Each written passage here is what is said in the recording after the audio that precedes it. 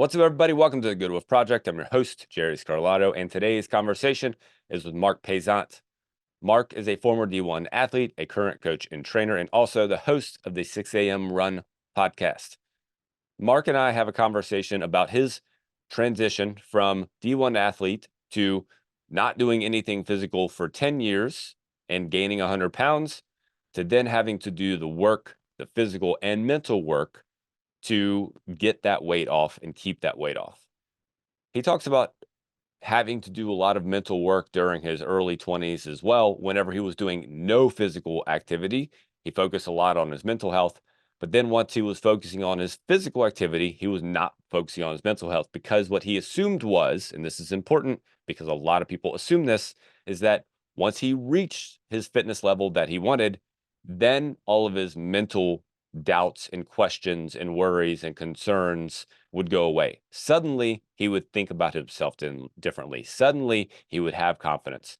That is what he believed. And when that didn't happen, his mental health actually deteriorated. And that's a very, very important point, because so many people believe that once they reach that point, once they get that goal, once they get to where they're trying to go, then they will feel good about themselves. Then they will have achieved. Then all their problems will go away. But that is not the case. And that is a big part of this conversation. So make sure that you get ready to take notes on that. But before we get there, make sure that you hit pause real quick, go give us a quick review, or if you're watching rather on YouTube, hit subscribe. The more subscribers we have, the more we reach, the more people we reach. So by you subscribing, you're actually helping us reach more people. You are directly impacting somebody else by subscribing. So thank you so much for doing that. Greatly appreciated. And again, get your pen and paper out and enjoy this conversation with Marc Paisant. Marc, good to see you again, brother. Glad to have you on the show. I was on yours not too long ago, so this will be an interesting, fun, and hopefully a little entertaining follow-up to what we got to talk about on 6 a.m. Run. But I want to start with soccer. I know you played college sports. Yes. Goalkeeper, is that right? Yes, that's correct. Yes. That's about the only soccer position that I know, to be fair. I know you played goalkeeper. I'm curious, what were your biggest lessons in college? I played college sports as well. I didn't play at the D1 level. I played at a D3 school. I played football at a D3 school. They're now a D2 school, maybe, at any rate. So I know that, we all have different takeaways depending on the coaches we have, depending on the system we're in. So I don't know. I'm curious about what your biggest takeaways were throughout your college career. Yeah, that is so I did play goalkeeper. I played at Clemson, and I was, redshirted my freshman year, which didn't surprise anybody. I was coming there. There was a All-American goalkeeper there, and another one that backed him up, and I was literally just, I don't want to say starstruck, but I was in awe of my teammates and how good they were, and just the level of soccer that they were playing. And I my biggest takeaway from that was giving myself the opportunity to understand that if I wasn't 100% into something, if I didn't love it, especially at that time in my life, 18, 19, 20, that I still had time to find something that I did love. And I didn't have to kind of put myself in the shoes of the other players, because I was surrounded by guys that just live, breathe, ate soccer. And like that was their life. If they didn't make it to some sort of professional league, whether it was the MLS had just started, or Europe, or South America, or an A-League team at that time, then they would feel that their dream wasn't fulfilled. And that wasn't my dream. Like, I don't get me wrong, I loved playing, and I really liked the sport, but it got to a point where I was like, this is not making me happy anymore, because I lost all the love for it. I really did. And it wasn't until going into my senior year where I said, you know what? I really want to focus on schoolwork. I really want to focus on this last year of my college. And I don't want to be bogged down by something that I'm truly not 100% into. Like the coach and I, we never really saw eye to eye. He was a very strict coach, and there's some players that attach to that and we're good with that. And um, I wasn't looking back. Could I have been a little more achieving? Could I? Yes, I could have. There's some things I look back and I'm like, man, I wish I had done things differently. But at the same time, like I took a lot of lessons from that. So giving myself the opportunity to sit back and really prioritize and not just force myself to love something that was a big part of my life. Yeah, I can empathize with that big time. First of all, I can imagine, when you get to the D1 level, Mhm. especially, I was at a D3 college Mhm. and the players there were better, but they weren't, I had played against that level of player, not regularly, Mhm. but it wasn't unusual for me to play against that level of player, especially the high school that I went to. It's a little town of Fort Thomas, but it's a football school. And there were a Mhm. number, like my sophomore year, I think the seniors that left that year, there were like seven D1 players. Mhm. So it wasn't unusual for me to play against good players. So when I went to a D3 school, it wasn't, it was different, but it wasn't that different. But at D1, you basically narrow down the field big time. So you go from, I'm sure at your high school, you were the best, if not, there may have been one guy who was maybe a little closer to you. But outside of that, if you're going to go play D1, you're probably the best on your team. If not, there might be one or two guys on your team that are as good as you. So when you take that jump, that's a big jump. So I can imagine the feeling of overwhelm, maybe to a degree, whenever you jump into that environment. But to go along with your story about not necessarily being bought into playing, I can tell you I only played 3 years. I didn't play my senior year. And partly it was because we had a coaching change my junior year. My freshman and sophomore year, we had a coach and we had a linebacker that was already there. And so I expected to kind of sit to the side to a degree, play a little bit on special teams. And then my junior year, we had a new coach come in.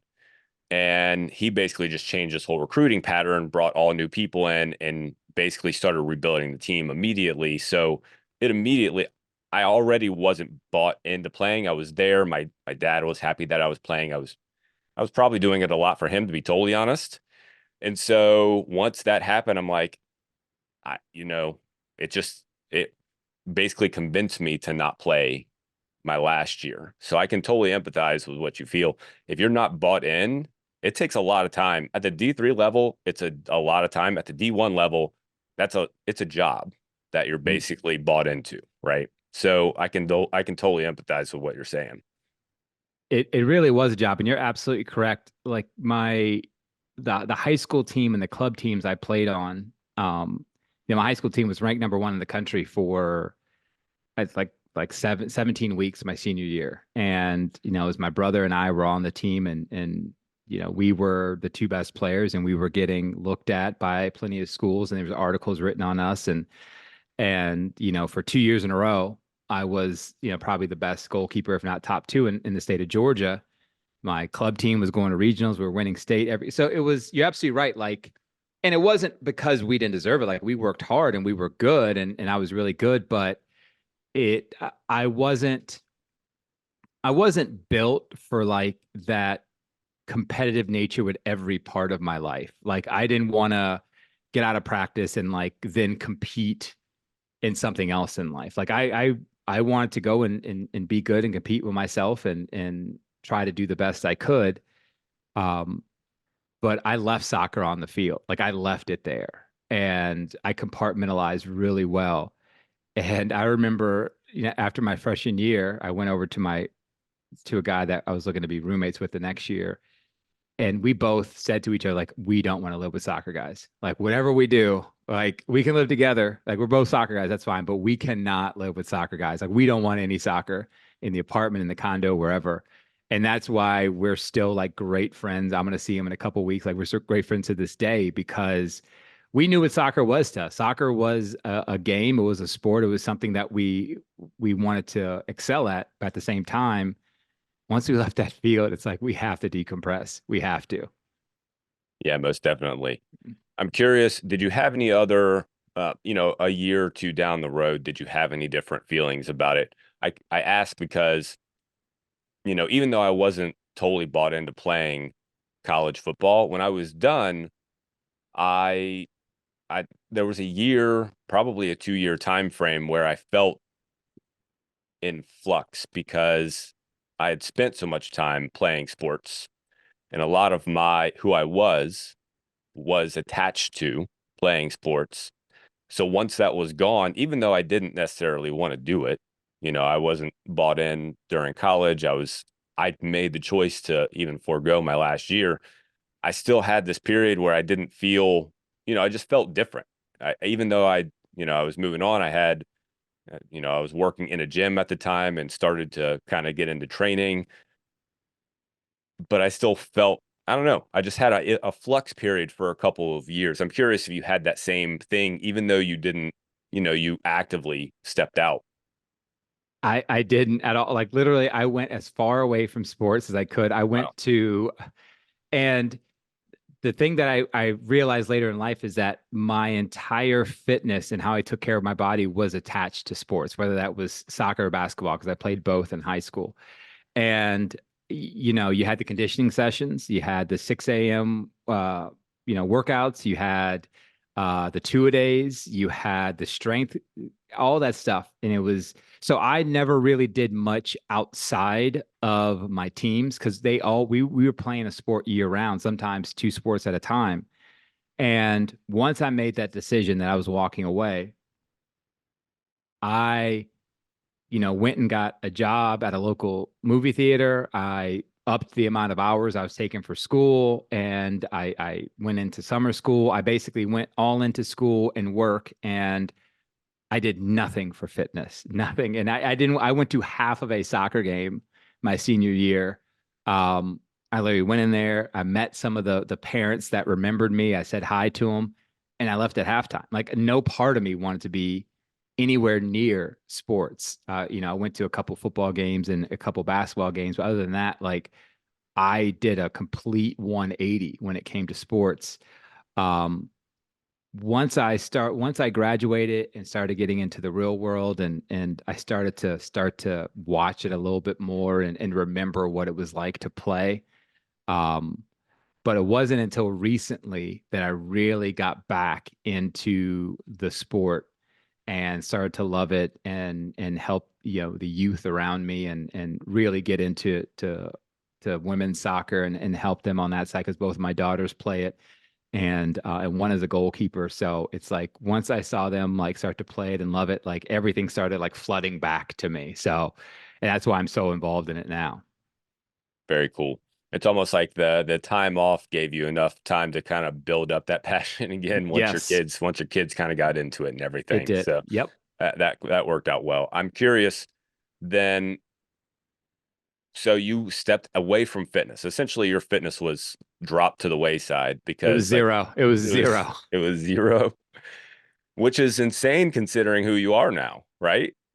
Right. Yeah. It's insane. So how long did that go on where it was zero? Well, I'll take my questions after that. How long did that go on? So I ended up quitting soccer when I was 20 years old. So I'm starting 20 or 21. I can't remember. It was 21, right? Right when I turned 21, I quit soccer because that's right at the end of the school year. And I had to talk with my coach where he brings everybody in. And here's the thing, I want to say this too, because I had an injury my junior year, which had been my redshirt sophomore year. So I had 2 years of eligibility left. And in this time, I had won the starting goalkeeper spot. I had won that spot from a previous All-American. So he was an All-American the year before. He was having a down year, and I was shooting up. I had my confidence. Everybody was like, Mark should be starting, and I won it. I won that job, Before the injury? and before the injury. So in like there was a training session where we're both kind of going neck and neck I really, and this is true. I really couldn't kick a soccer ball. And you're like, how did he play sports? I couldn't kick a soccer ball because I had this pain in my foot, and we were doing conditioning, we are doing running, and I felt a snap in my foot. Go down. I can't put any pressure on it. I break my foot. Um, and I don't need surgery at the time, but it's like, okay, non-weight bearing for 6, like you're 6 weeks, you're done non-weight bearing. So I'm crushed. Like I remember the look on my teammates' face when I come out in the walking boot and crutches, and they're like, great. So I remember, I get back. I try to rush myself back, which looking back, I shouldn't have done. I try to rush myself back. I'm limping the rest of the season. I can't kick a ball. And my coach holds that against me. Like he holds that against me. Our last meeting I had with him, and God rest his soul, Trevor Dare, like him and I made up at the end of it, all said and done. Like we had a good little hashing out. So we butt heads a lot when I was younger. But one of the things he told me in my last meeting with him is he couldn't trust me because I couldn't kick a ball. I couldn't, and he asked me, "Can you go out and run a mile?" And I was like, "No, I can't. I literally can't. My foot is injured. I can't do these things." So I put a very bad taste in my mouth. And so when I quit, I kept that conversation in the back of my head. And throughout my 20s, I moved up to the DC area. I got a job. Multiple attempts at working out at and going to gyms and or just going for runs, things like that. And the pounds just kept going on and on. And for a good decade, so almost probably 9, 10 years till I was 30 years old, there's no part of me that, like, I got home from work, I would, go to happy hour with some friends, or I'd go, just go to my house, go to my apartment and watch TV. I'd have something for dinner that probably wasn't healthy, and I wouldn't get enough sleep, and then I'd get up and do it again. And I remember just after I got married, when I was 30 or 31, whenever I got married, I was like, man, if we have kids, like I know I can't be a good dad right now. Like I can't run around and chase them. I can't coach them. I can't do any of this stuff. And I'm coaching at this. I'm coaching basketball at this time. And, I'm trying to get out there and play with the kids, and my knees are hurting, my back is hurting. I'm out of breath within 3 minutes. And I'm like, I may be setting an example of like a man coaching these young men. I might be setting that example, but at no point am I setting an example of like, take care of yourself, especially when you're adult. I'm not setting that example. So that lasted probably 10 years, almost to the day, before I decided to actually start getting back in shape. So that's incredible. Mhm. Um, I don't know if it's unusual for like D1 players or pro players. You've played for that long. You've bought into like keeping up with your body for that long.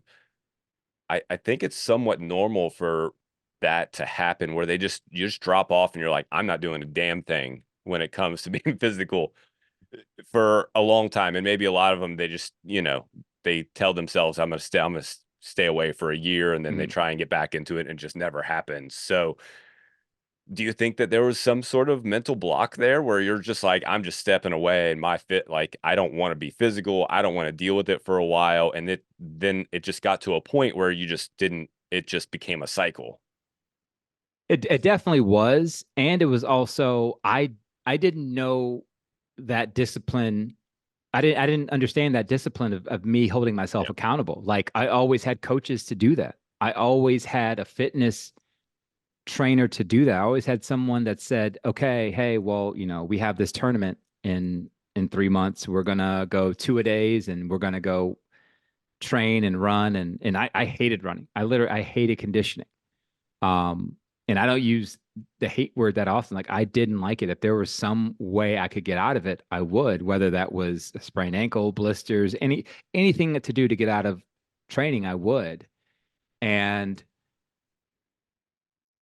I needed to understand, come to a point where I could hold myself accountable and say it's it's not a bad idea to like want to look better or want to feel better.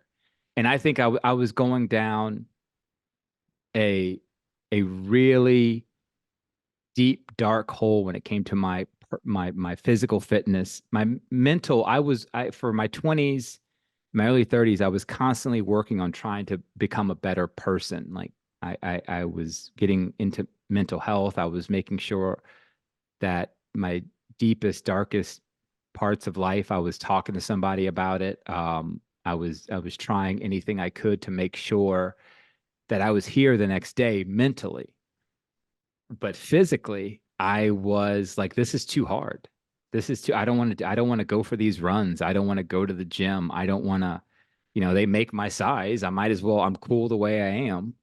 Um, and there's this thing that people do with taller, because I'm 6'5", and there's things that people do with taller, bigger guys where it's like it's almost acceptable to be like big and husky and have the beer gut, and it's almost like a rite of passage in life where it's like, oh, that's just who he is.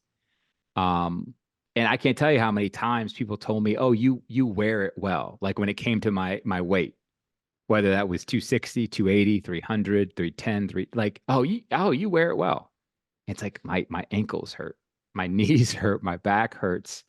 Um, and I remember getting to a point where I finally said, you have to do something. Like I mean, out loud, you have to do. I looked at myself and I weighed myself for the first time in like 2 years, and the scale started with 3, and I was like, how did you get here?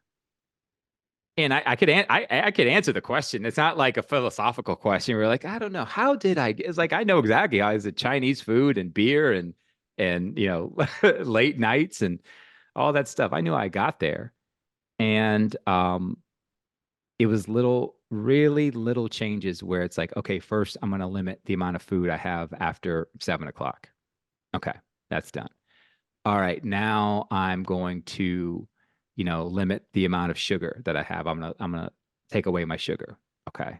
That's hard, but it happened. Then and I noticed, okay, well, I'm getting better sleep. I was like, now, you know what? Just start running. Doesn't have to be that far. Just start running. And it's like, okay. So little things, little things, little things. And by the time I look up, it's like, okay, I've gone from 310 to 295. It's like, that was 15 pounds in 2 months. Like that's okay. All right, let's keep this going. And that's where I started to like really get into fitness. And it's like, okay, I can not only can I have fun, but I can get healthy at the same time. So it's ironic that in your 20s, you were willing to put in the work, the mental work, right? Because the mental Mhm. work's hard, in my Yep. opinion. But Mhm. I've been in the gym since I was 13 years old. I never really stepped out. I've probably been out of the gym for longer than a 1 week period once since I was 13 years old, for longer than a 1 week period. So this is coming from a person who's done it, right, for a long time. But in my opinion, the mental part is the hard part, right? The physical part, sure, it's hard. Sure, it takes effort, right? Physical effort and mental effort at the same time. But the mental part is the hard part. And that's the part that, a lot of people really work around and they really just don't want to go after. So the fact that you were willing to put the mental effort in for 10 years, and then you finally recognized the physical part of it. When you started to see the physical changes, did you also see then an uptick in your mental uh, health as well? I'm curious about that. That's the great question. And that's the work that I'm doing now. So for the longest time, I would work on one and not the other. So, and I tell people this all the time. Like there was my first time I went to a therapist was my freshman year in college because I just felt so out of place. I felt like I didn't belong. These guys are all great at what they do. Like, and I remember walking in and everybody always tells me like, wow, why did you do that? That was so like mature of you to do that. And to me, that was natural. That was me just taking care of my mental health. Now, once I got to my 30s and started, and some people are gonna listen and totally understand what I'm saying here. Once I started seeing the weight shed and my body change, and I started to get in shape, I thought, once I get in shape, every problem I have will be taken care of. So I started not, I didn't go to therapy. I started not really talking about how I felt. I used a lot of should language. I used a lot of, oh, well, you should feel like this versus, oh, this is going to go away. Like you shouldn't feel like anytime I would get sad or anything, I'd be like, oh, well, you shouldn't feel this way. Like it's going to go, you shouldn't feel this way. I'd say these things to myself. And so I remember thinking like, okay, if I lose a couple more pounds, I'll feel better. If I lose a couple more pounds, I feel better.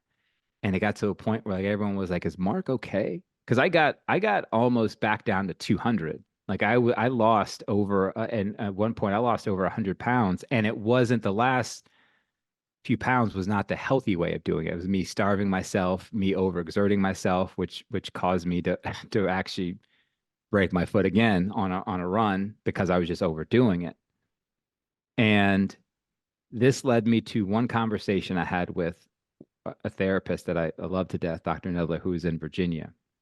And I dealt with him on and off, and him and I had become friends. And one day I'm in my office, and I just, I'd left him a message. I just wanted to talk to him. And he calls me back, and I remember I'm in my office and right outside of Owings Mills, Maryland, and I'm looking out, and just it's a sunny day, and I was telling him like, man, I was like, I got married, I had kids, we bought the house. I was like, I lost all this weight. Like I did it all. I did what I was supposed to do. And I was like, why do I still like feel the way I feel?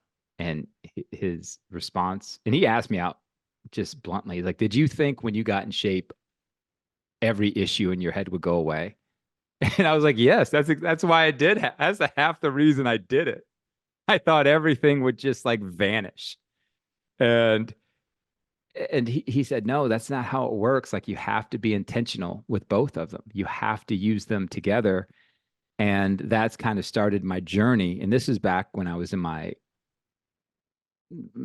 early to mid 30s.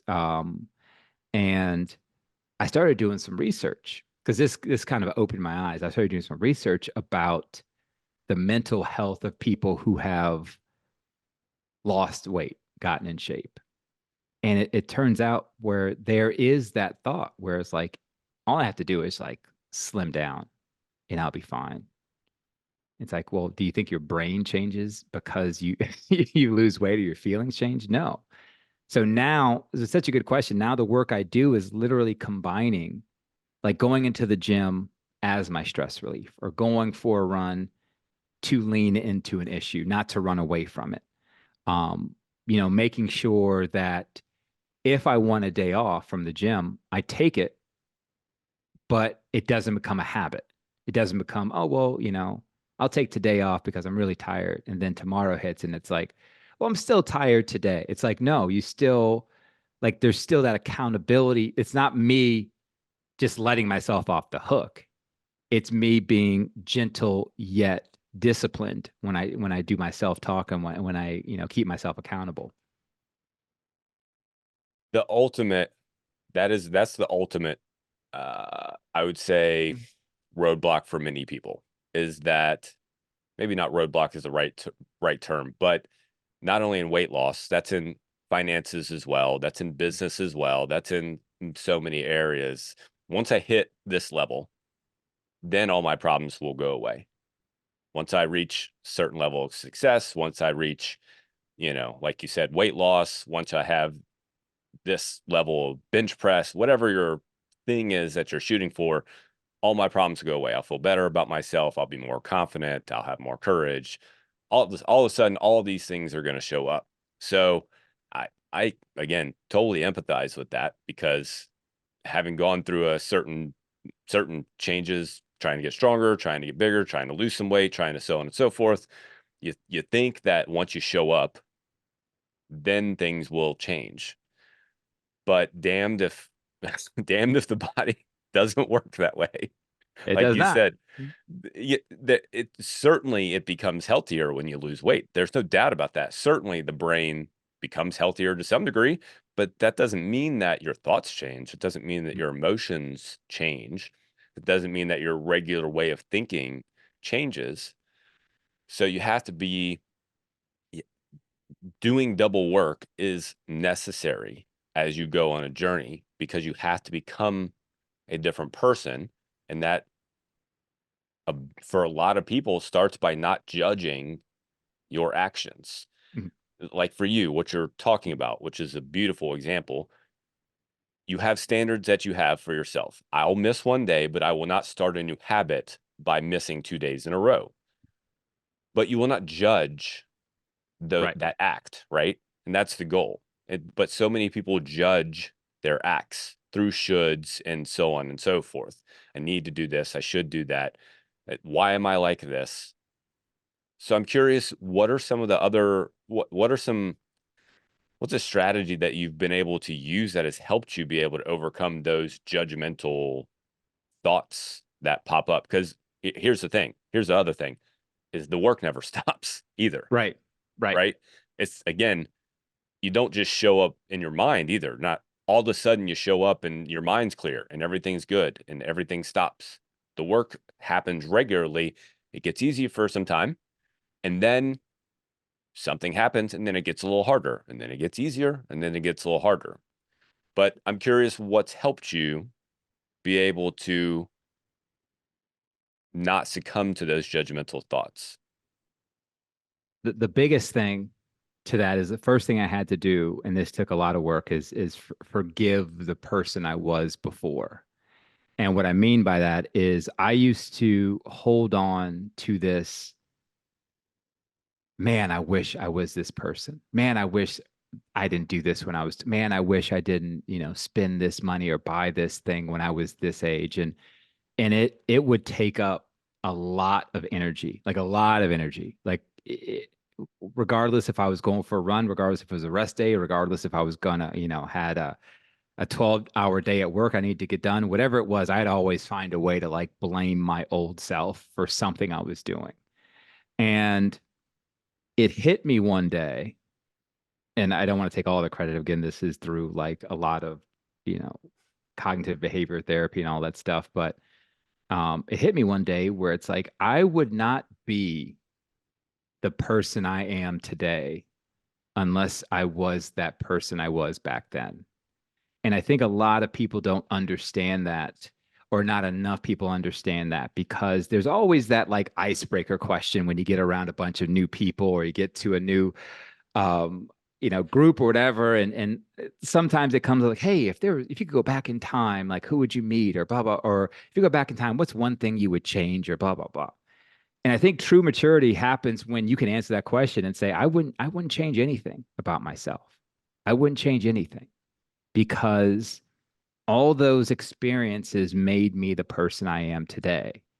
Now, I understand I might be a buzzkill for a lot of people. It's like, well, I don't, it's just an icebreaker, Mark. Like, I just have some fun with it. And I totally understand that. If you want to answer that question any way you want to, go ahead. Um, and I know a lot of people have fun with it, but I can't answer that question anymore like that. I'm to the point where it's like the time that I was binge drinking when I was 24 years old, and beer was the reason I lost a lot of money and gained a lot of weight. Like, that person showed me what alcohol does, and how important finances are.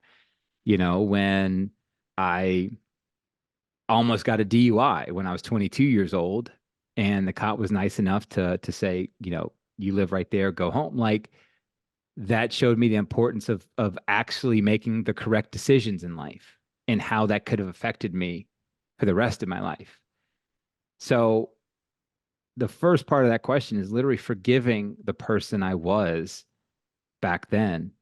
And then the second biggest part is I've kind of changed my outlook on life, where I really am cognizant of the energy I'm taking in and energy I'm putting out. And I don't want to get too like woohoo out there with it. It's not like that at all. but I really focus on, am I putting good energy out in the world? Am I, constantly being negative? Am I always playing devil's advocate? Are the people around me, just talking poorly of the world around us and of their neighbors or their friends? Do I hang out with men who constantly trash their wives and their families? Do I hang out with women who think all men are garbage? Do I hang out with coworkers who think the company's always trying to get them? And I'm not saying these things don't happen where people don't have these feelings. However, if you're the one that's constantly speaking this way, I have cut you out of my life. And it's not even like a soft cut. It's like, hey, I can't hang out with this person anymore. And if they ask me why I can't hang out with them anymore, I'm honest with them. And I just, I used to have this guy I worked with. Every time I spoke to him, it'd be something negative at work, negative or negative at work. And I had to stop talking to him, coming to him with issues, not because I didn't see some of them, like some of them were valid, but I really wanted to like bring positive energy into my life and put positive energy out into the world. So those are the two biggest things that I do now. There was a there's a saying that I heard a long time ago, but I didn't really understand, and I've been digging into lately, which is exactly what you're talking about, that your outer world is a reflection of your inner world. That's the energy thing, right? What kind of energy are you putting out to the world, and therefore you'll get back in return. Now, what that does not mean is you put the energy of having $1 million out to the world and you're going to get a million. That's not what we're talking about. And I think when I first heard that, I'm like, that doesn't make any sense. If I want a million, I think that's what I Right. thought whenever I first heard that. But luckily, that was years ago. The saying that I like a lot also is that if you can't look back at yourself from last year and think how stupid you were, you probably didn't grow enough. Right. So, but at any rate, that's probably what I thought then, is that it was like, that doesn't make any sense. What if I want a big house? Why would I think about it? Like, what? That doesn't make any sense. But it's exactly what you're saying. If you see angry people, maybe it's because you're an angry person. If you see people that are train wrecks, maybe it's because you're a train wreck. The world is reflected back to us. People's tendencies that we don't like are tendencies about ourselves that we don't like. And that's hard to grasp because that means we have to look at ourselves and we have to poke at ourselves. And it doesn't feel good to poke at yourself. It's especially in the beginning, especially when you first get started at it. It does not feel good. I would say eventually it actually becomes a little bit of a, not game, but just kind of a little bit of a, oh, I didn't realize that part about myself. Whenever you kind of see something for the first time and you recognize a thing about yourself that maybe was a blind spot for the first time. Once you've done this for a long time and you get used to looking at yourself and challenging yourself, eventually it gets to the point where you're like, oh, well, that's you get more curious about it than you do angry about it or judgmental about it. But in the beginning, man, it's hard. It is hard to not or to want to look at yourself. What got you past like that part? Wanting to challenge yourself, wanting to, not wanting to, but knowing you had to put yourself in the mirror essentially. Yeah, I had a bunch of jobs when I was in my 20s, where I was the I was a quintessential young person out of college where it's like, yeah, I got this job. I'm gonna take it over and as quickly as I can. I'm gonna be management material. I'm gonna jump right to the top. Like they don't know what they've got into. Like, it's gonna be my company. And which for people listening, like really that's not a bad perspective to have. Like, because the opposite of that is, hey, I'm just gonna be a loser at this company. I'm gonna get to the very bottom. I'm gonna stay there and blah blah. But I would say that, but I wouldn't realize the work that I needed to do, the continuing education, the growth mindset I had to stay in, all those things. I just thought with time they would give it to me. And I got fired from a job, which looking back, I deserved every bit of that termination, every bit of it. Um, at the time, it was hard for me. I was in my mid 20s, mid to late 20s. And I remember just thinking, like, okay, this has happened a couple times where you've gotten in this position and you've just wanted to like shoot to the top. You just want to shoot to the top and um, let's try something different. Let's try something different. And I had this internal conversation with myself. I said, you know, whatever job you get next, whatever job you get into, make a 5 year plan. Make a 5 year plan to learn as much as you can about this position, about the company, about the job, about the positions you want. Learn, learn, learn, but stay in this position. Don't go for promotions. Don't try to do anything. Just stay in your lane and learn as much as you can. 5 year plan. And I remember I was coming up and I kept this in my head. Like there was times where people wanted me to like move to different states to take this manager position, but I stayed in my head. I was like, this is what your plan is. And about the fourth year, between the fourth and the fifth year, there was the opportunity to join a traveling team that went around the country and made a little bit more money, but it was a lot more work.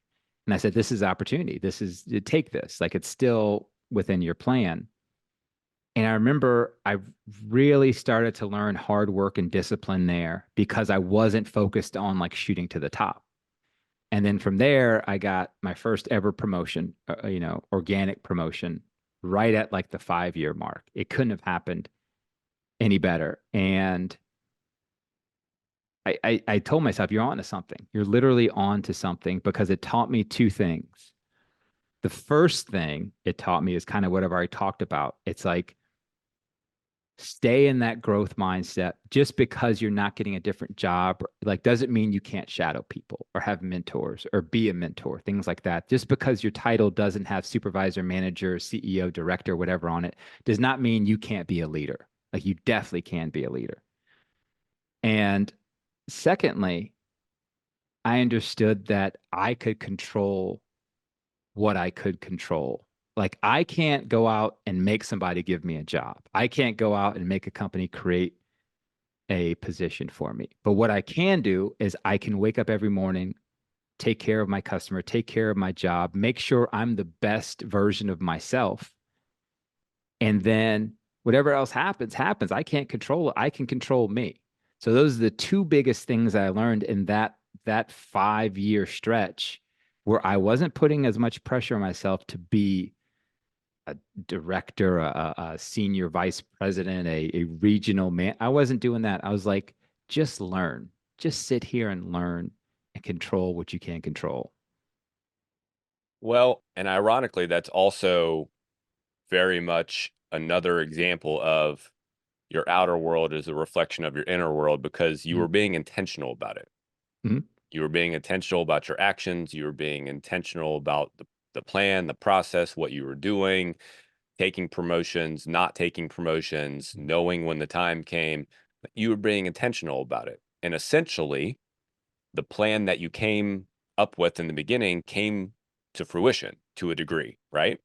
So that to some degree is a level of manifestation, which I don't really like that Mhm. word, but nonetheless, it is a level of like you put intention to this thing, you had the idea, you put that into practice, you were intentional about it for the time period that you said you were going to do it, and something happened different and better than what would have happened in the past. So it's very much the same thing as changing your mental processes and changing who you are emotionally, doing it intentionally so that you get a different response back from the world. So that's Yeah, and I learned, I learned a lot. I learned that I was a good person. Like I learned that I wasn't a bad person for wanting these things in my life. And I think a lot of people won't get that promotion or won't get that raise or won't get that girl or won't get the relationship they want, and they'll immediately think it must like I must be a bad person. I must be broken. I there must be something wrong with me. And I learned that there's nothing necessarily wrong with me. I just have to live my authentic life. Like it's back when I was in college. Like for a semester or so, I tried to be that soccer player. I tried to be him. And looking back, I lost a part of myself. I lost. I was trying to, live in those circles and think about soccer all the time and speak down of other, sports and yeah, just play that whole rigmarole. And it wasn't me. It really wasn't me. It was like I was trying to be a version of myself that never existed just to appease. I don't even say other people. I don't know who I was appeasing. Like no one asked me to do this. So and it taught me that, hey, Mark, you're a good person. We just got to find your path. That's it. That's good. So now I know you work with, I don't know how much training you do, how regular that is for you, if that's your full-time gig, if that's part-time gig, how long you've been doing that. What are some of the biggest things you've learned working with others? Because you learn things about behaviors of people, and you also learn things about yourself whenever you work with other people. So I'm curious what you've learned in helping other people make changes in their lives, or helping other people to improve in some way, shape, or form. I know you work with sports. Hmm. We were talking about your Yep. daughters, I think is what you Mhm. said that. So, you know, what are some things that you've rubbed off on you?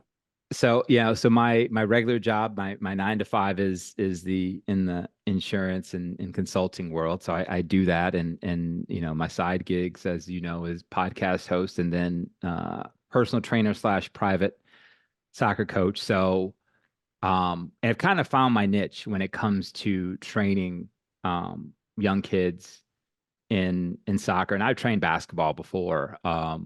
And I say this all the time where I don't teach the technical aspect of a sport. I teach confidence. And my goal is to keep as many kids in sports as I can because I mean, you don't have to be a rocket scientist to see that there's a decline in youth sports faster than ever before. And there's many reasons. One, kids are specializing in sports, especially down here. Kids are specializing in baseball faster than they've ever done it before. And um, it's it's hard to see it sometimes, but also the amount of pressure that kids are feeling playing sports that they just rather quit than have to deal with that anymore. And a lot of that has to do with us parents. And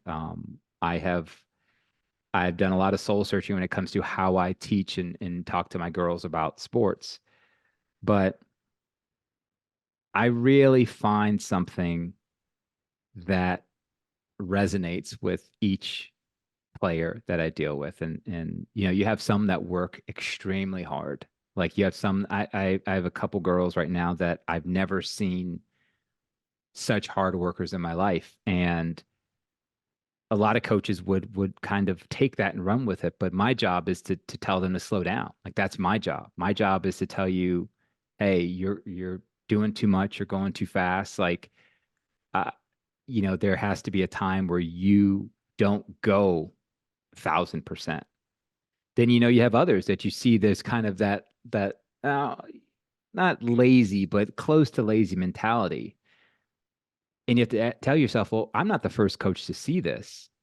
So what have other coaches done that he or she hasn't really heard those words? And it's really easy for a coach to say, you got to work harder. Like I need more out of you and blah, blah, blah, and really get down on that player. But it's amazing when you can find things that you can give praise for and how that basically changes a player's perspective. And because think about it, if I get some of these players who've been playing sports for 5 years and for 5 years they've been told, hey, you know what, you have the technical ability, but they're just lazy. They don't really work hard. What does that 12, 13, 14-year-old hear? They don't hear technical ability. They hear that I don't work hard. Every coach, like for the rest of their life, they're not going to work hard. So in these private sessions, you give them praise as much as you can about their technical ability, and then you just up it a little more and a little more and a little more, and finally, out of nowhere, you're noticing that you don't have to tell them to work harder.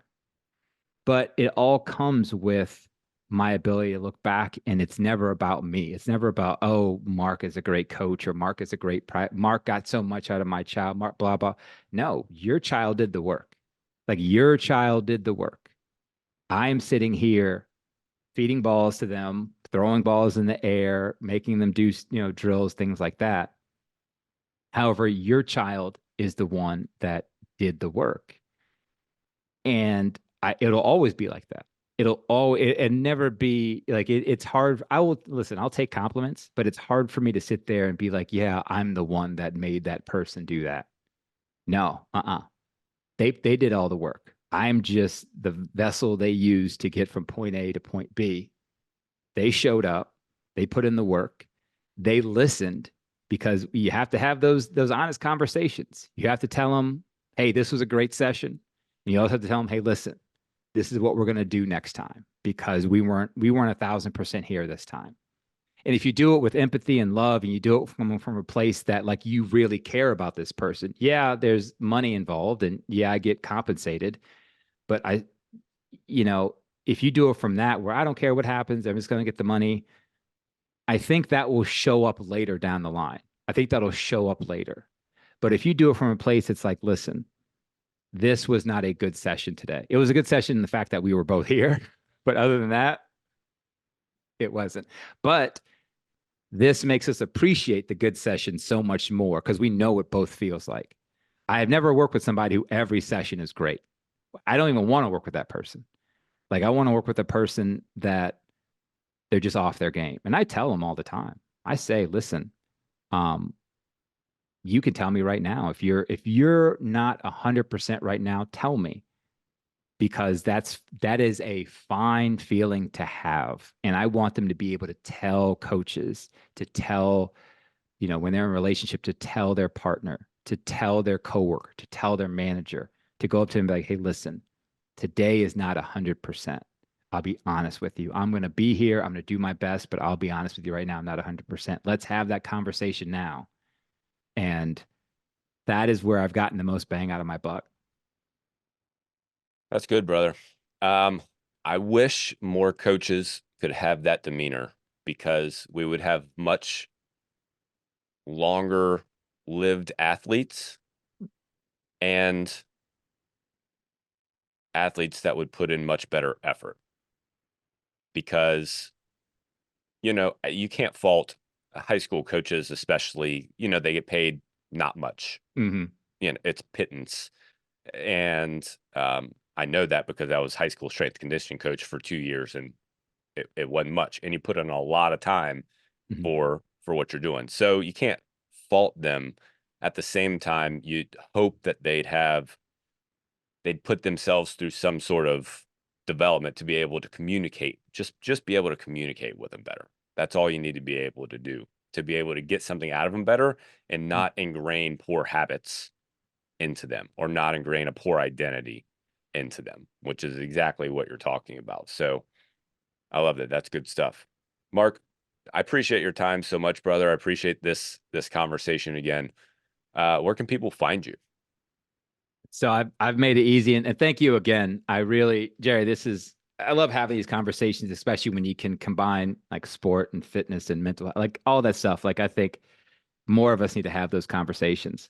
But you can make it really easy. It's just marcpaisant.com, MarcPaisant. That way you can get my website, go to my Instagram page and LinkedIn and 6 a.m. Run is all just in that central location. Made it really easy for everyone. Perfect, brother. Mark, thanks so much for the conversation, man. I appreciate you so much. Thank you. This was great.